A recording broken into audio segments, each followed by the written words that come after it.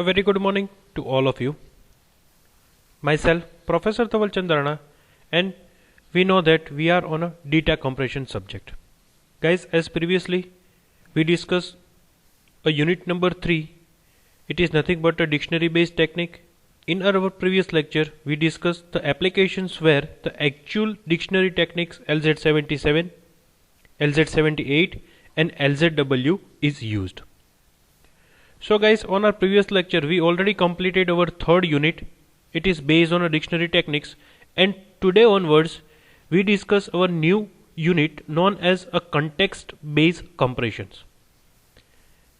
Guys, this is the thing which we are discuss based on a lossless data compression, and unit number 4, it is also a part of a lossless data compression.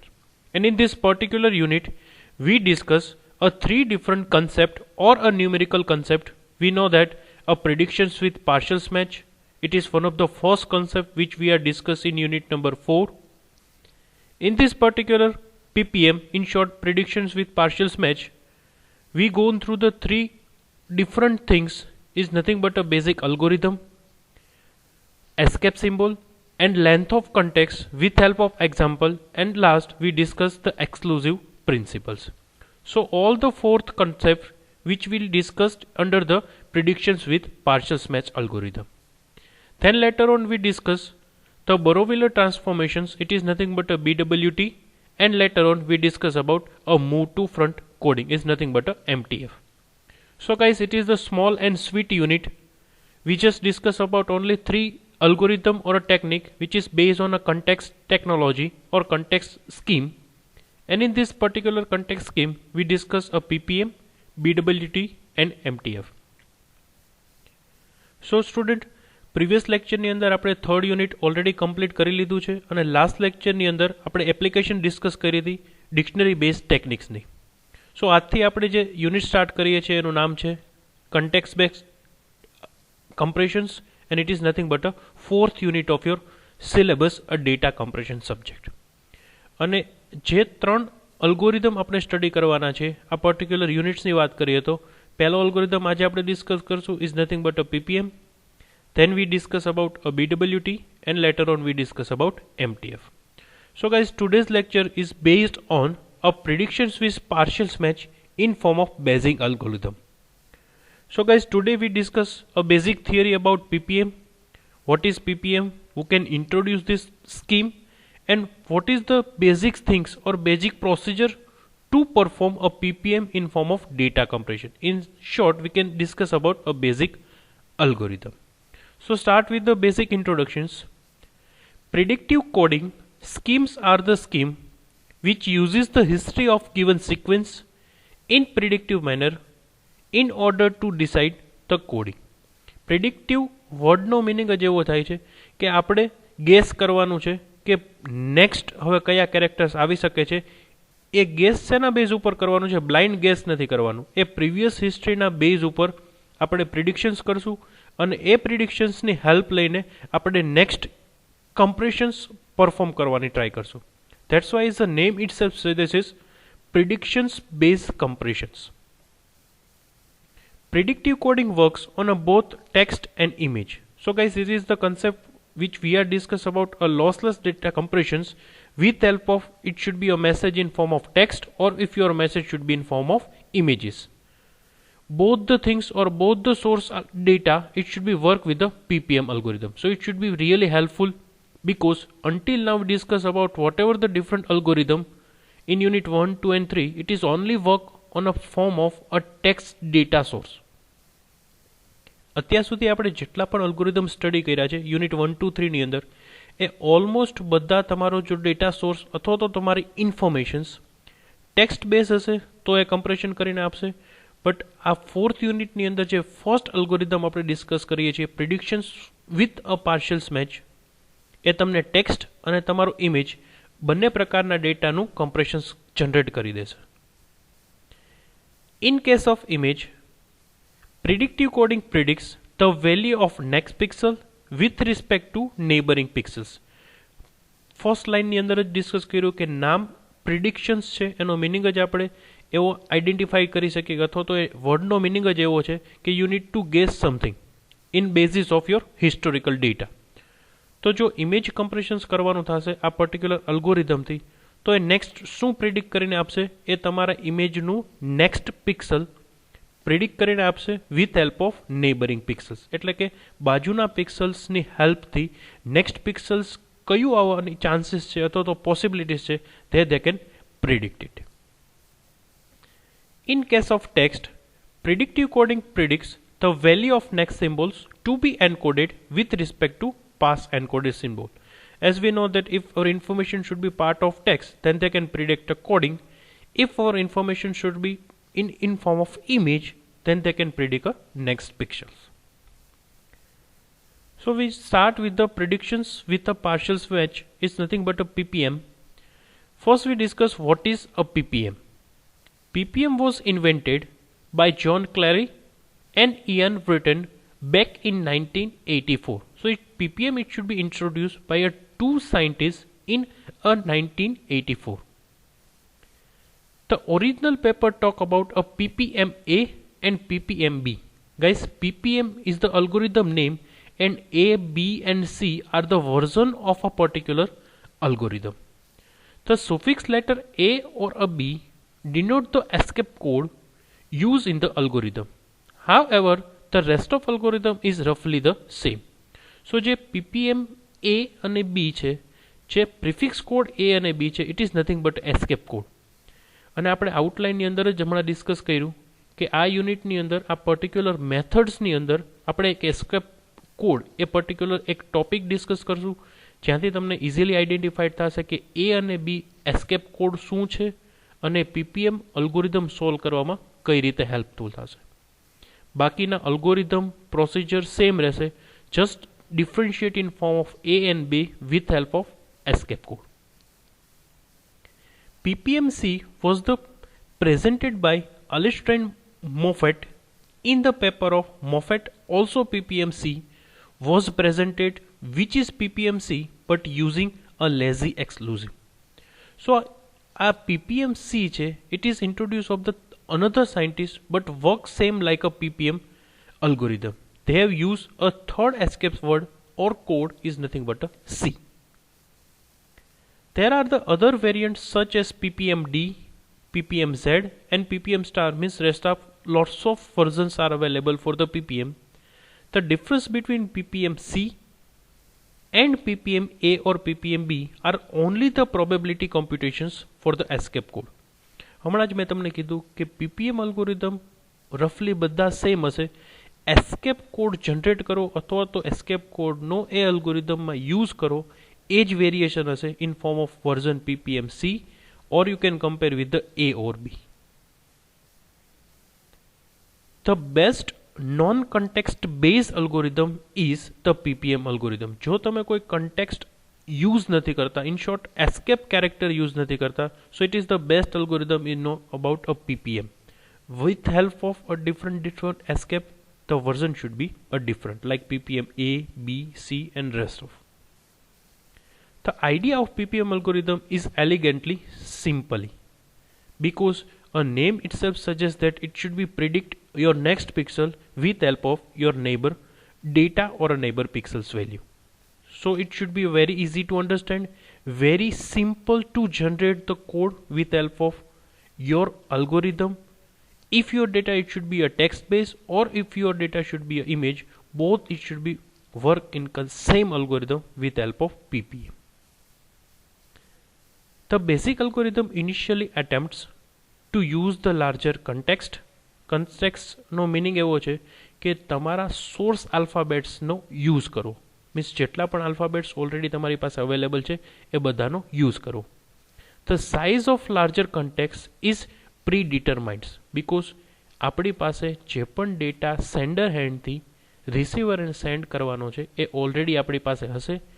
એમાંથી આપણે સૌથી પહેલાં એક context develop કરશું અને એ પ્રીડિફાઇનેડ હશે. પ્રીડિફાઇનેડ means પહેલેથી decided હશે કે આપણો કન્ટેક્સ્ટ કયો છે, કેટલા કેરેક્ટર્સનો છે અને એના બેઝ ઉપર આપણે ઇન્ફોર્મેશન્સ વન યુઝરથી વન પર્સનથી અનધર પર્સન્સમાં ટ્રાન્સફર કરશું with help of PPM algorithm.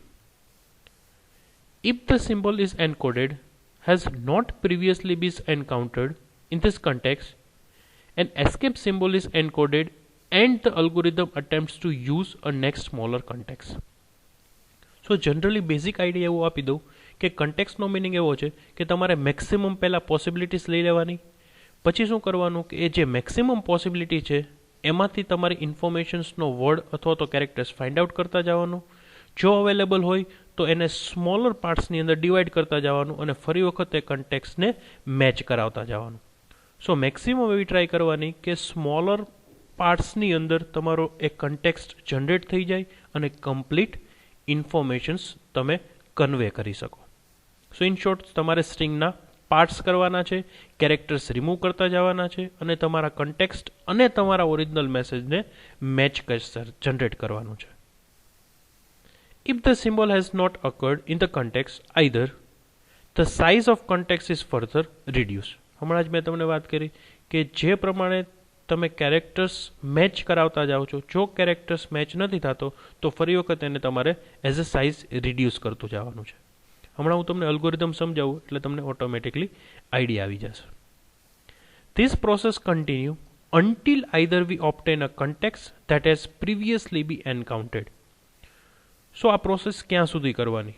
પહેલો જ ક્વેશ્ચન્સ એ થાય તો એ ક્વેશ્ચન્સનો આન્સર એવો છે કે તમને સેમ કન્ટેક્સ બીજી વખત જનરેટ ના થાય ત્યાં સુધી એ પ્રોસેસને કન્ટિન્યુ કરવાની છે. જો તમને કન્ટેક્સ ફરી વખત સેમ જનરેટ થાય છે તો ત્યાં એ પ્રોસેસ સ્ટોપ કરી દેવાની છે, બિકોઝ ઓલરેડી એ કન્ટેક્સ આપણી પાસે અવેલેબલ છે. સેમ કન્ટેક્સને ફરી વખત સ્ટોર કરવાની કોઈ રિક્વાયરમેન્ટ નથી. તો ઇન શોર્ટ આપણે એવું કહી શકીએ કે every attempt of matching your original message with a context, you generate a new context, and it is known as a predictions with a partial miss. દર વખતે પ્રોસેસ કરતા જાશો એમ તમને નવો કન્ટેક્સ્ટ મળતો જશે અને જેમ જેમ કન્ટેક્સ્ટ ડેવલપ કરતા જાશો એમ તમારી ઇન્ફોર્મેશન્સને તમે કમ્પ્રેસ કરતા જાશો. In the case we use the probability of 1 divided by m encode the symbols where m is the size of source alphabet. તો numbers of possibilities કેટલી છે? It is a general form number of probabilities of 1 upon m. Sure નથી કે એટલા જ context develop થશે, but it should be a રફલી idea 1 divided by m where m is the number of alphabets. So it is the minimum probability where we use in form of ppm in concept with a source alphabet. Now we see what is the algorithm defined in form of ppm. For example, when coding the a of a probabilities, like હમણાં જ મેં તમને કીધું હતું કે તમારી પાસે એક કોઈ કન્ટેક્સ્ટ હશે, એમાં તમારે ફર્સ્ટ ઇન્ફોર્મેશન્સ ચેક કરવાનું, લાઈક તમે એ કેરેક્ટર્સ આવે છે એને એનકોડ કરવાની ટ્રાય કરો છો, તો તમારે શું ચેક કરવાનું કે આ કન્ટેક્સ્ટ તમારો જે પ્રી ડિફાઇનેડ કન્ટેક્સ્ટ છે એમાં તમારો કેરેક્ટર્સ ચેક કરો કે આની અંદર આવી જાય છે કે નહીં. એ તમારી ફર્સ્ટ મેથડ છે. જો એ આવી જાય છે then we would first attempt to see if the string PROBA, આપણે સૌથી પહેલાં આટલો કન્ટેક્સ્ટ ડેવલપ કરીએ છીએ, આ મેક્સિમમ પોસિબિલિટીઝ છે, એમાંથી ચેક કરીએ છીએ કે ફર્સ્ટ 5 કેરેક્ટર્સને સબસ્ટ્રિક્ટ કરીએ. Has previously occurred this is if had previously occur in the context of prob. તો શું ચેક કરવાનું છે કે પ્રિવિયસલી આપણે આખો કન્ટેક્સ્ટ લીધો હતો એમાંથી હવે સબસ્ટ્રિંગ જનરેટ કરીએ. તો પહેલાં 5 કેરેક્ટર્સને એક કન્ટેક્સ્ટ ડેવલપ કર્યો, ફરી વખત તમારા કન્ટેક્સ્ટને મેચ કરાવતા જઈએ. જો અવેલેબલ હોય તો આપણે શું કરતા હતા, અથવા તો અલ્ગોરિધમ શું કહેતો હતો કે જો તમારો કેરેક્ટર તમારા કન્ટેક્સ્ટની અંદર અવેલેબલ હોય તો આપણે એની સાઇઝ રિડ્યુસ કરી દેવાની. તો અત્યારના એ છે એ PROBની અંદર અવેલેબલ છે, તો એનો મિનિંગ કે યસ, તમને આન્સર મળશે એનો યસ, તો પાછી એક સાઇઝ રિડ્યુસ કરી દેવાની અને એ રિડ્યુસ થયેલી સાઇઝ ન્યૂ કન્ટેક્સ્ટ શું હશે તમારો PROB. આ જ રીતે તમારે સાઇઝને રિડ્યુસ કરતી જવાની છે અને નવા નવા કન્ટેક્સ્ટ જનરેટ કરતા જવાના છે. Now second, if not we would encode the escape and see if A had occurred in the context of ROB. તો ફરી વખત આપણે ચેક કરીએ કે જો અત્યારના કન્ટેક્સ્ટ અવેલેબલ હતો એટલે આપણે રિડ્યુસ કરી દીધી, હવે કદાચ કન્ટેક્સ્ટ અવેલેબલ ન હોય તો શું કરવાનું થશે, તો આપણે પીને રિમૂવ કરી દઈશું અને ROB નવો એઝ એ કન્ટેક્સ્ટ ડેવલપ કરશું અને ફરી વખત તમારે એને ચેક કરશું કે એ અવેલેબલ છે આરઓબીની અંદર કે નહીં. આ જ રીતે તમારે સબસ્ટ્રિંગ જનરેટ કરતા જવાની છે, કન્ટેક્સ્ટ બનાવતા જવાના છે, અને જેમ જેમ કન્ટેક્સ્ટ બનતા જશે એમ તમારા એસ્કેપ સિમ્બોલ્સ જનરેટ થતા જશે. અત્યારના અલ્ગોરિધમની અંદર તમારે એટલું જ સમજવાનું છે કે તમે જે કમ્પ્રેશન્સ કરો છો એ કમ્પ્રેશન્સને તમારે કોઈ એક પ્રી ડિફાઇનેડ સ્ટ્રિંગ સાથે કમ્પેર કરવાનું છે. જો એ સ્ટ્રિંગ તમને એ પર્ટિક્યુલર કેરેક્ટર મળી જાય છે તો નેક્સ્ટ તમારે સ્ટ્રિંગને રિડ્યુસ કરી દેવાની છે. જો નથી મળતું તો ફરી વખત એ સ્ટ્રિંગમાં કેરેક્ટર્સ એડ કરતા જવાના છે. So it is the basic things or basic algorithm about a PPM. Next ફરી વખત આપણે ચેક કરીએ કે આરઓબી છે એ પ્રીવિયસલી કન્ટેક્સ્ટ આપણે સેન્ડ કરી દીધું છે કે નહીં. If the string ROB has not occurred previously, જો આરઓબી પહેલાં પ્રીવિયસલી કોઈ પણ સ્ટ્રિંગ આપણને જનરેટ નથી થઈ તો we would gain a send and escape symbol and try to context OB. તો ફરી વખત આપણે શું કરવાનું પાછું કે જો આપણને આરઓબી કન્ટેક્સ્ટ પ્રીવિયસલી અકર નથી થયું તો ફરી વખત આપણે એને ચેક કરવાનું. એની અંદર પાછા આ સ્ટ્રિંગને રિડ્યુસ કરી દેવાની. 3 કેરેક્ટર હતા એને આપણે શું કરી દીધા 2 કેરેક્ટર. તો હવે ઓબીની અંદર ચેક કરતા જવાનું કે પર્ટિક્યુલર તમને એસ્કેપ સિમ્બોલ મળે છે કે નહીં. સો ઇન શોર્ટ લાસ્ટ કોઈ પ્રોસેસ એટલે કે લાસ્ટના સ્ટેપ્સમાં આપણને શું મળશે કે એ કોઈ સિંગલ કેરેક્ટરની અંદર અવેલેબલ મેચ થાય છે કે નહીં. જો એ મેચ નથી થતો એનો મિનિંગ કે આપણે જેટલા પ્રીવિયસ સ્ટેપ્સ પરફોર્મ કર્યા છે એ જે લાસ્ટ પ્રીવિયસ સ્ટેપ્સ હતું કે જેમાંથી આપણને એ પર્ટિક્યુલર કેરેક્ટર્સ આપણને પર્ટિક્યુલર લાસ્ટ સ્ટ્રિંગમાં મળ્યું હતું એ આપણે ડાયરેક્ટલી સેન્ડ કરવાનું થશે. સો એનો મિનિંગ શું થશે કે આપણે આ પણ સેન્ડ નથી કરવાનું, આ કન્ટેક્સ્ટ પણ યુઝ નથી કરતા, આ કન્ટેક્સ્ટ પણ યુઝ નથી કરતા, આ કન્ટેક્સ્ટ પણ યુઝ નથી કરતા, અને આ લાસ્ટ કન્ટેક્સ્ટ પણ આપણે યુઝ નહીં કરીએ. સો જ્યારે આપણે એ કેરેક્ટર્સ ફાઇન્ડ કરવાનો છે ઇન ફોર્મ ઓફ પ્રોબેબિલિટીઝ ત્યારે આપણે લાસ્ટમાં લાસ્ટ કન્ટેક્સ્ટ કયો યુઝ કરી શકીએ PROBA. So it is nothing but a predictions with partials match and it is the basic algorithm which we discuss in this particular lectures. Guys, આ લેક્ચરની અંદર આપણે અહીંયા સ્ટોપ કરીએ છીએ.